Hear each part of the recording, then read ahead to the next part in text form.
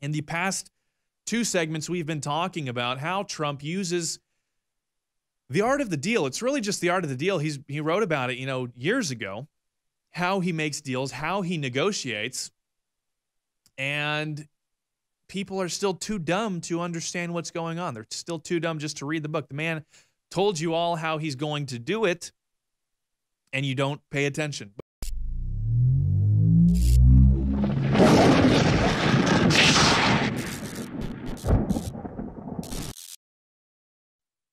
Welcome back to the War Room. My name is Jake Lloyd, your host for today, filling in for Owen Schroyer. So far today, we've been talking about a lot of stuff. There's a lot of stuff going on in the news right now.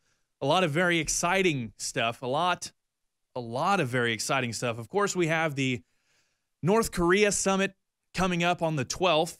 It's going to be a big deal regardless of what happens because, either on one hand, we get denuclearization.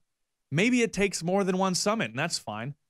Trump has said maybe we'll have more than one summit. There are rumors going about that it's possible that, North Korea could meet here in the United States with Trump, and, maybe we could talk about some things there. At the very least, we have heard rumors that the Korean War may be put to an end because even if we don't agree on denuclearization at this juncture, we don't, have an exact plan worked out. We don't know exactly what's going on. We're in talks, but at the very least, it would still be monumental. It would be an incredibly important moment in history if we could end the 70-ish years of open hostility between the North and South Korea, between Korea and the United States. And of course, even though China will not, they won't suddenly become our friend, it is kind of a contentious point, being that they back North Korea, we back South Korea, and the countries are still technically at war. So that is and plus just reading in the history books that President Trump is the one that brought down that stopped the Korean War after so many years, after many, many decades. President Trump is the one to end the war. And we heard so much during the election, so very much. We heard Trump is going to cause nuclear war. It's not even that he's just a warmonger and he's going to cause some kind of conflict. They could have, they could have at least made it semi-realistic with a Republican president, and they could have said, oh, he's going to be like all the other Republican presidents. He's going to start a war, like Bush did in Iraq or Afghanistan. He's going to start a war in Korea. He's going to start a war in Iran. He's going to start a war in Africa, or he's going to go to war with Canada, whatever they would want to say. That would be more realistic than saying he's going to start a nuclear war, but that's what we heard.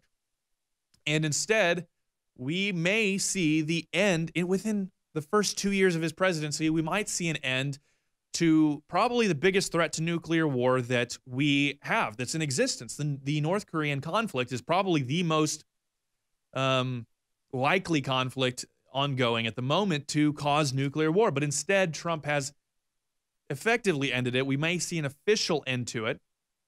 In the past two segments, we've been talking about how Trump uses the art of the deal. It's really just the art of the deal. He wrote about it, years ago, how he makes deals, how he negotiates, and people are still too dumb to understand what's going on. They're still too dumb just to read the book. The man told you all how he's going to do it, and you don't pay attention. But we were talking about how, number one, how he uses these events like the Syrian strikes in order to show other countries that he means business, in order to pressure them and say, hey, look, I know that you're trying to get these nuclear weapons in order to act as a deterrent so that you don't end up like Gaddafi or Saddam Hussein or any of these other leaders that we have deposed and executed. I know that you are trying to use it for that, but look, we will still be, Syria is backed by Russia. Syria and Russia are pretty close friends, and we are still willing to engage in some form of military activity in order to deter them from amassing chemical weapons. So how much more will we do to you when you're trying to get nuclear weapons? Who cares if you're allied with China? We don't care. We will still destroy your regime, or at least hurt you militarily if you want to do these things. So we explained how he uses military to do things like that. We also discussed how he uses tariffs to push other powers to influence their regional politics. We saw it with China. He uses trade tactics with China to push them to push North Korea to the table. And we see how he even uses trade to influence other countries to do what they want. It's just, it makes sense. It makes perfect sense. Okay, it's like, I always think of it in this way, like, it's like being a kid, and there's games where little kids will,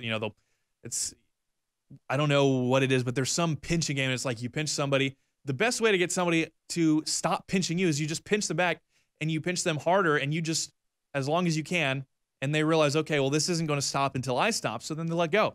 Well, Europe and China and Canada, they've been pinching us. They've had tariffs on us for decades. It's sometimes up to like 300% at least.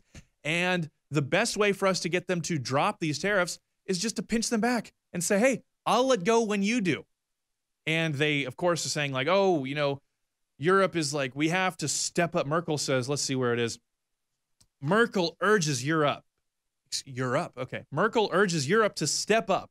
That's what I wanted to say. Merkel urges Europe to step up in Trump's new world order. Like, oh, Trump is totally changing the world order. They like new world orders until it's a, quote, new world order focused around the nation state and individual national sovereignty. That's, but that's an aside.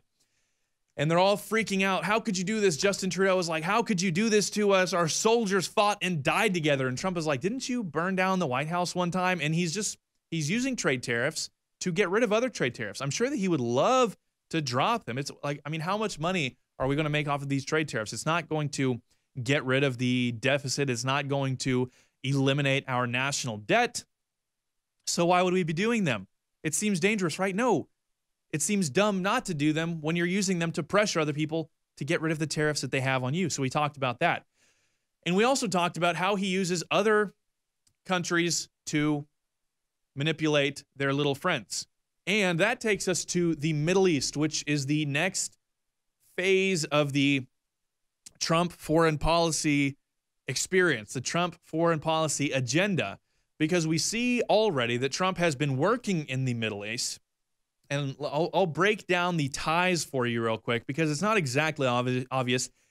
It's pretty clear if you just look into it a little bit, but you have to look into it pretty deeply. It's not hard, but it is time consuming. So I'll go through that real quick. Trump wants to bring an effective, all-encompassing peace plan to the Middle East. He signaled that whenever he talked to President Macron about pulling out of the Iran deal, he said, this is a bad deal. This deal is not good for us. We don't like it. I might pull out. You know what I'm going to do. The world doesn't yet. And of course, on May 12th, we learned that he was going to pull out. And he was talking about it all through the campaign. Oh, I'm going to pull out of the Iran deal, blah, blah, blah. So he pulls out of the Iran deal. And he says, but hopefully we can get a better deal, one that actually fixes the problems. And we'll see if we can do that. But hopefully we can get one. And what he wants is one where everybody is involved.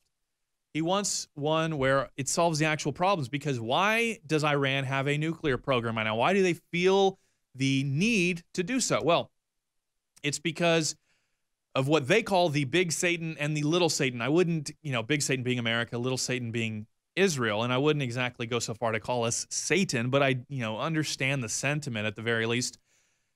The interests of America, and really it's the interests of our ally Israel in the region, because, the neocons and Israel, they both formulated this plan of how to secure Israel's borders in the 90s, and then it was pitched to Bill Clinton in the statement of principles for the project for a new American century. You can look that up and read it. It's very interesting. And it laid out all these things where they needed to go to war with Iraq, and we needed to go to war with Syria, and we needed to go to war with Libya, and we needed to go to war with Iran in order to secure Israel's borders. So they're very concerned. And, Trump obviously is not going to go to war in Iran. He's not a neocon, but Iran, of course, is still scared. They don't know that they shouldn't trust Trump, or that they should trust Trump. Either way, they don't know. So they're still trying to create a deterrent. And by no means am I defending the Iranian regime. I'm just, getting into their head and looking at the way they think. They want a deterrent. How do we not end up like Iraq, Syria, Libya, etc.? How do we not end up in the crosshairs of the United States and Israel? Well, they create a nuclear arms program in order to be a deterrent. Well, how will Trump do this? Well, we already see Trump using Saudi Arabia. Saudi Arabia wants our support for their reforms. Trump is using them to bring the Palestinians to talks. And I believe that Trump will use his diplomacy to talk to Russia, to get Iran, Turkey, Syria, all of these other powers to come to talks with our friends in the region, that is Saudi Arabia and Israel, and we'll all come together and create an all-encompassing plan where we all agree, hey, we're not going to attack each other, not going to have massive war. Thank you for tuning in. My name is Jake Lloyd. This has been an excellent experience for me here on The War Room. Please tune in next week. Maximize your potential and take your body back with Super Male Vitality. We're breaking the conditioning and fighting back against the globalists' war on male vitality. Our ultimate non-GMO formula is sourced from powerful organic herbs that have been gathered from around the world and then concentrated for maximum potency. Super Male Vitality was developed to activate your body's natural processes instead of using synthetic chemicals. InfoWars Life wants to bring you the highest quality products.